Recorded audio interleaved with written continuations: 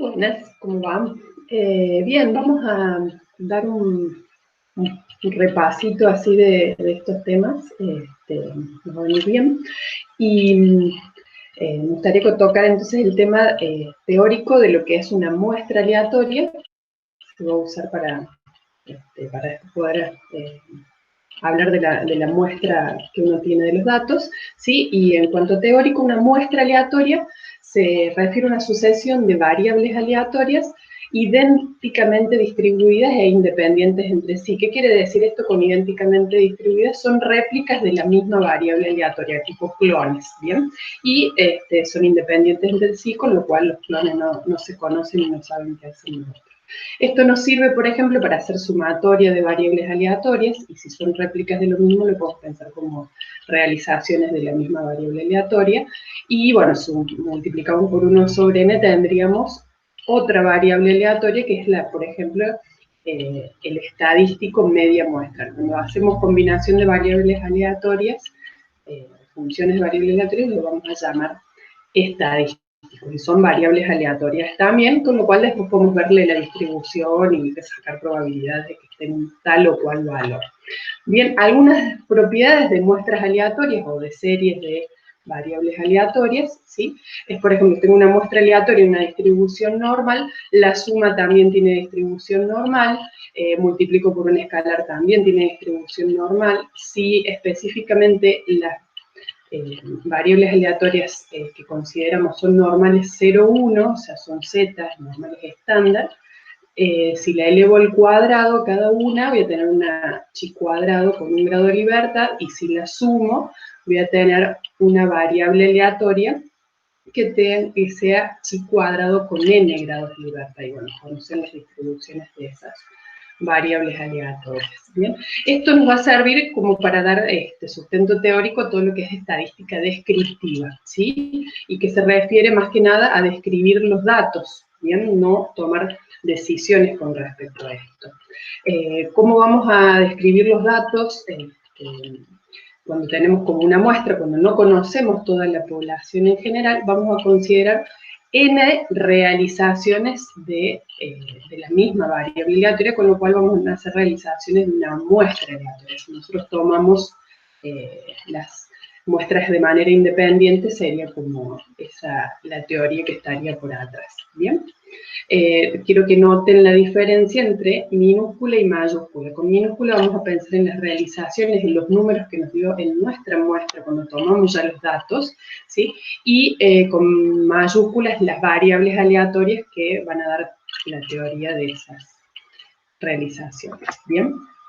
Entonces, pasemos a medidas descriptivas ya ahora de la muestra. Vimos ejemplos de descripciones de las distribuciones de la variable aleatoria, pero cómo las transcribimos después a nuestra muestra cuando no tenemos toda la población completa, sino una muestra.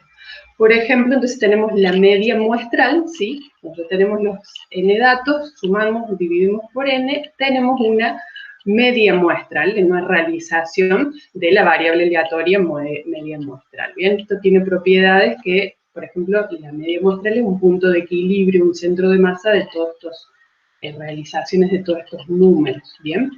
Se refiere a eso. Después teníamos la mediana, ¿sí? La mediana ahora para una muestra, ¿sí? Se ordenan todos los datos y me quedo con el valor que quedó en el lugar central, ¿sí? Con lo cual la mitad de los datos son menores y la mitad de los datos son mayores, ¿sí? Quedó en el centro. También esto nos da lugar a, si ya los ordenamos, al primero le vamos a llamar el mínimo y al más grande el máximo, y esto, si lo pensamos en variables aleatorias, se llaman estadísticos de orden.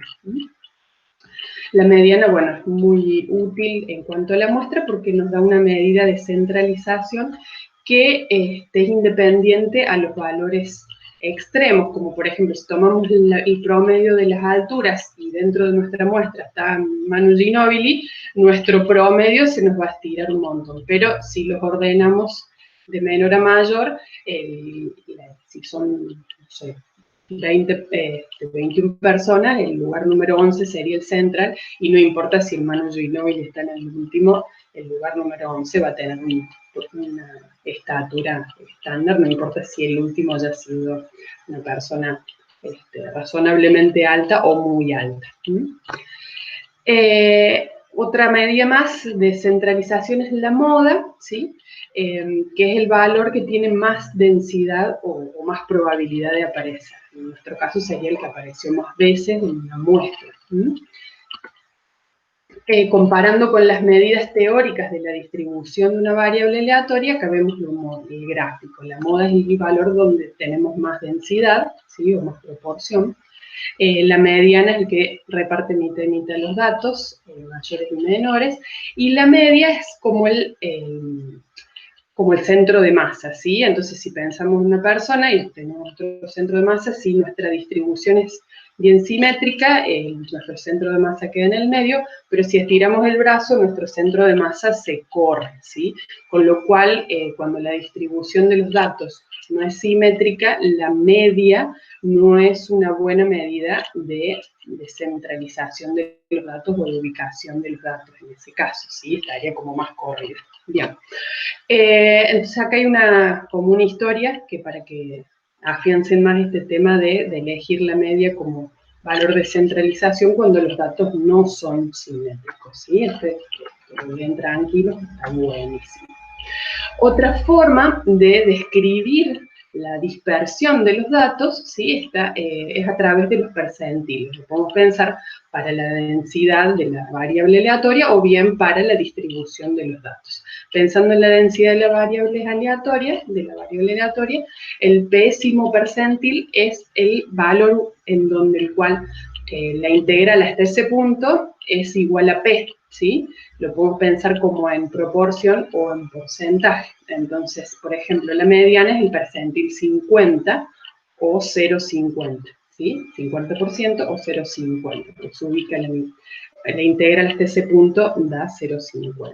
Y bueno, los percentiles más chiquitos o más grandes tienen que ver con integral hasta ese punto. Por ejemplo, el percentil 0,25 o 25% se le llama primer cuartil.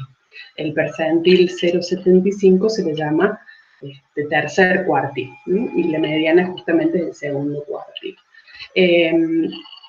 Los percentiles también se suelen usar para las curvas de crecimiento, ¿sí? Pero bueno, esto va pensando que la distribución va cambiando a medida que pasa la edad, ¿sí? Y entonces vemos como la gráfica en otra dimensión, digamos. Sí, eso también lo pueden ver ahí en un link. Bien. En los percentiles, en nuestra muestra, ¿sí? Lo podemos graficar con un box plot, ¿sí? En donde ubicamos el mínimo, el máximo y los cuartiles en el centro de la mediana. Esta es una buena forma de ver cómo distribuyen nuestros datos, ¿sí?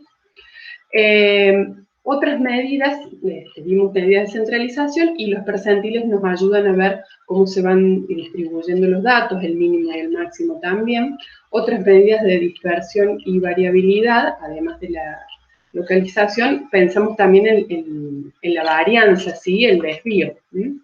Pero no siempre son útiles justamente cuando los datos no son simétricos.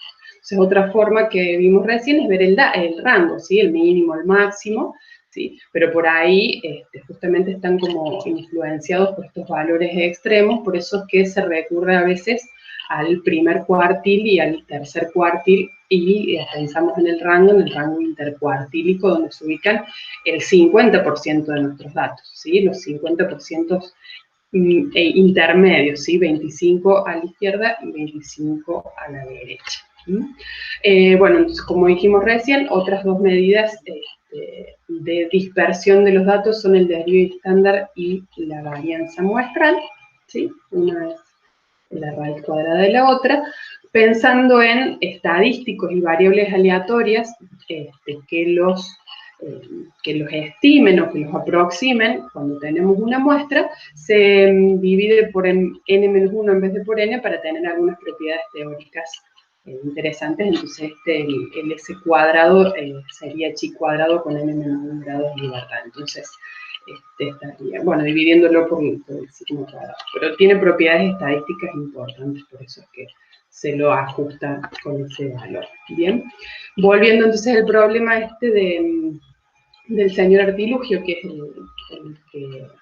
el cuento que estaría bueno que lo lean, tiene que ver con el usar la medida de dispersión pensada por una distribución simétrica, que no es el caso, justamente. Si la distribución fuera simétrica, fuera distribución normal, pensar en la media más o menos un desvío es una buena forma de representar nuestros datos, o más o menos saber dónde están ubicadas la mayoría de nuestros datos. Pero bueno, eso siempre y cuando la distribución sea simétrica y normal, ¿no? ¿Cómo podemos saber, además de ver un histograma, cómo se distribuyen nuestros datos? Lo podemos ver viendo algunos coeficientes de qué forma tienen la distribución. Estos son coeficientes que están pensados para una función de densidad ideal de una variable aleatoria y que después también se trasladan para una muestra. Entonces ahí tenemos el coeficiente de asimetría, ¿sí? Que nos da idea de la forma de nuestra distribución. Tenemos el coeficiente de kurtosis, que también nos da una idea de la forma de nuestra distribución, si se parece más a una campanita o una cosa más no tan acampanada. Pero bueno, eso es como pensando en algunas medidas que nos den idea, además de la cuestión gráfica. Pero hay otra forma de discernir si si la distribución de nuestros datos realmente la podemos asumir como normal o no, y es ahí en donde entra en juego lo que son los test de hipótesis, ¿sí? Podemos plantear un test para decidir si realmente nuestra distribución, la distribución de nuestros datos, es o no es parecida a una norma, ¿bien? Y entonces de ahí surgen lo que son los test de hipótesis. Vamos a hacer como una mínima introducción, ¿sí?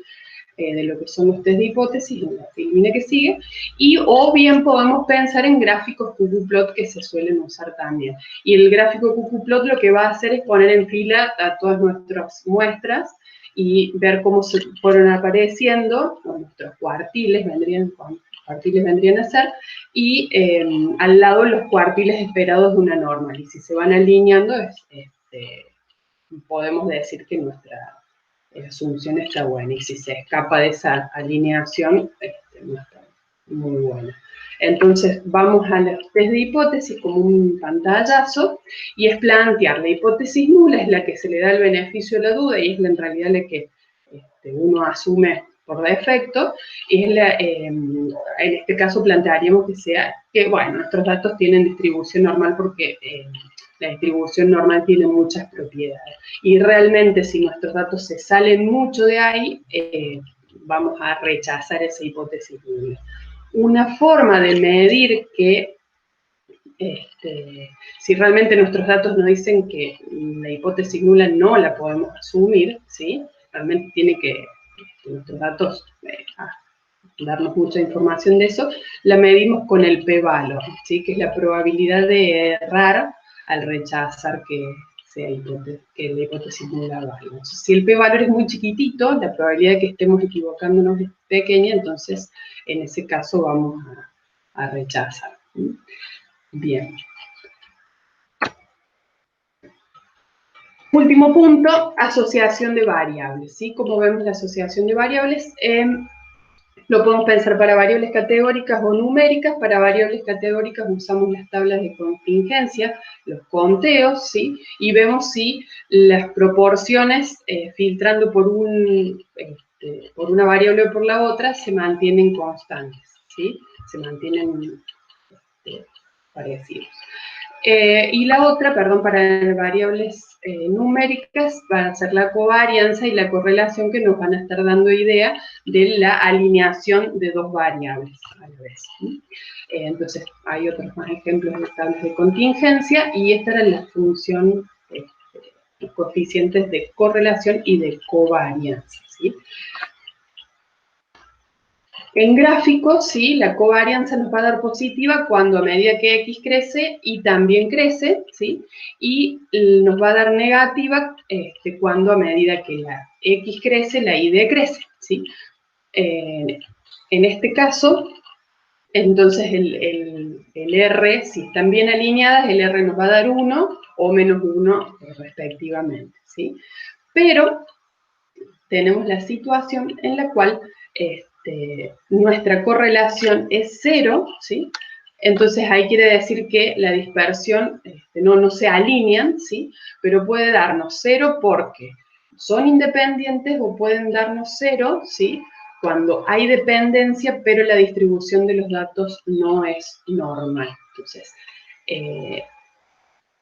correlación 0, sí, solo sí, independencia, es solo cuando los datos tienen distribución normal bivariada. ¿Sí? Si los datos tienen correlación 1 o menos 1, ahí sí ya hay correlación 0. ¿Bien? Acá tenemos como una gráfica, vemos todas las situaciones posibles y vemos que en la última fila tenemos correlación 0, pero los datos realmente tienen alguna relación.